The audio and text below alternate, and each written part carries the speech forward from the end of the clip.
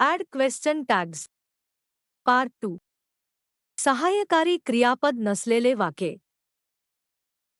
मित्रांनो, फक्त एक नियम सोडून पाठ 1 आणि 2 मध्ये विशेष काही फरक नाही. मित्रांनो, पण जर तुम्ही नवीन असाल किंवा तुम्हाला सहाय्यकारी क्रियापद माहीत नसेल तर प्रथम सहाय्यकारी क्रियापदांची यादी पाहण्यासाठी ग्रामर सिरीज व्हिडिओ नंबर 2 किंवा 3 पहा. डिस्क्रिप्शन बॉक्समध्ये लिंक दिलेली आहे. त्यासाठी टायटल खालील मोर शब्दाला च करा.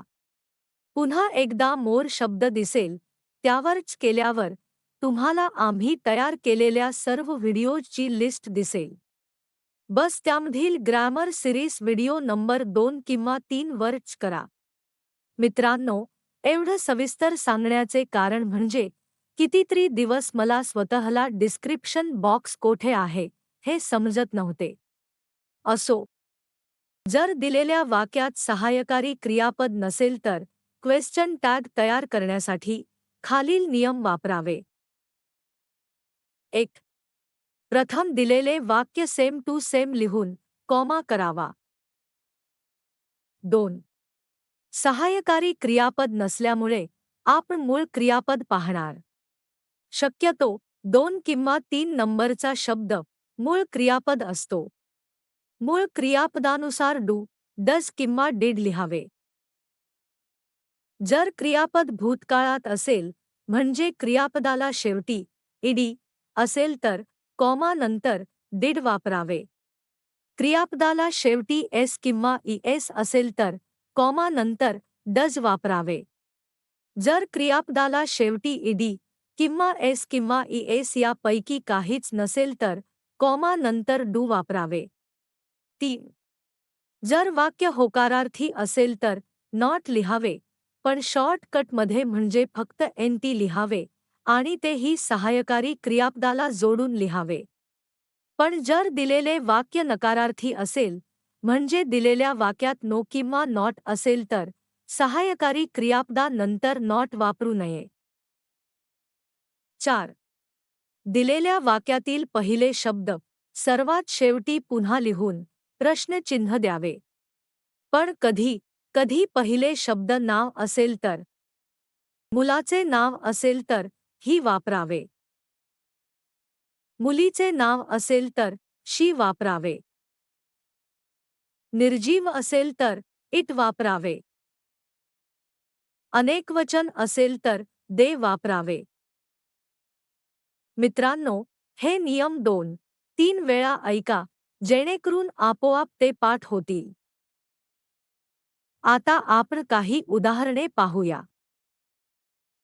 1.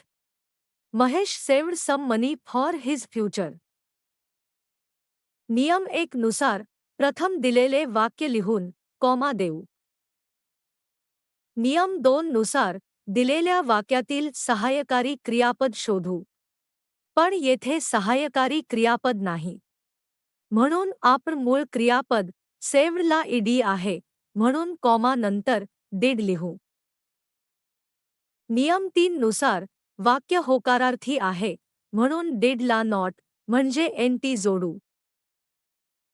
नियम 4 नुसार दिलेल्या वाक्यातील पहिले शब्द सर्वात शेवटी पुन्हा लिहून प्रश्नचिन्ह देऊ. पण येथे पहिले शब्द महेश हे मुलाचे नाव आहे म्हणून महेश ऐवजी ही लिहू. Answer: Mahesh saved some money for his future, didn't he. 2. She never hates the poor and the needy. नियम 1 नुसार प्रथम दिलेले वाक्य लिहून कॉमा देऊ. नियम 2 नुसार दिलेल्या वाक्यातील सहाय्यकारी क्रियापद शोधू. पण येथे सहाय्यकारी क्रियापद नाही. म्हणून आपण मूळ क्रियापद हेट्सला एस आहे म्हणून कॉमा नंतर डज लिहू. नियम 3 नुसार वाक्य नकारार्थी आहे कारण वाक्यात नेवर आहे. म्हणून डजला नॉट जोडणार नाही. नियम 4 नुसार दिलेल्या वाक्यातील पहिले शब्द सर्वात शेवटी पुन्हा लिहून प्रश्नचिन्ह देऊ. Answer: she never hates the poor and the needy, does she? 3. We love India. नियम 1 नुसार प्रथम दिलेले वाक्य लिहून कॉमा देऊ. नियम 2 नुसार दिलेल्या वाक्यातील सहाय्यकारी क्रियापद शोधू. पण येथे सहाय्यकारी क्रियापद नाही. म्हणून आपण मूळ क्रियापद लवला ईडी एस नाही म्हणून कॉमा नंतर डू लिहू. नियम 3 नुसार वाक्य होकारार्थी आहे म्हणून डू ला नॉट म्हणजे एनटी जोडू. नियम 4 नुसार दिलेल्या वाक्यातील पहिले शब्द सर्वात शेवटी पुन्हा लिहून प्रश्नचिन्ह देऊ. Answer we love India, don't we? मित्रांनो, आता काही उदाहरणे आम्ही तुम्हाला सोडवण्यासाठी दिलेली आहे. ती उदाहरणे अगदी मनापासून सोडवा. सर्वात शेवटी उत्तरे दिलेली आहे. तुमची उत्तरे चेक करा. काही शंका असल्यास कॉमेंटमध्ये लिहा. आम्ही जरूर तुमच्या शंकेचे निरसन करू.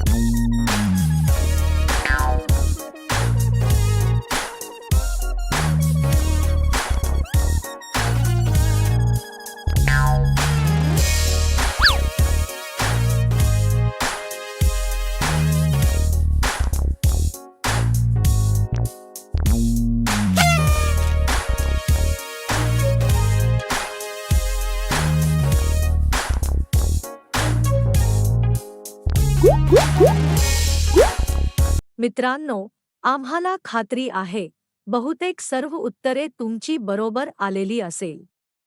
किमान 10 उत्तरे बरोबर आली असेल तर नक्कीच तुम्ही तुमच्या पाठीवर शाबासकी द्या. चॅनलला लाईक, शेअर आणि सबस्क्राईब करायला विसरू नका.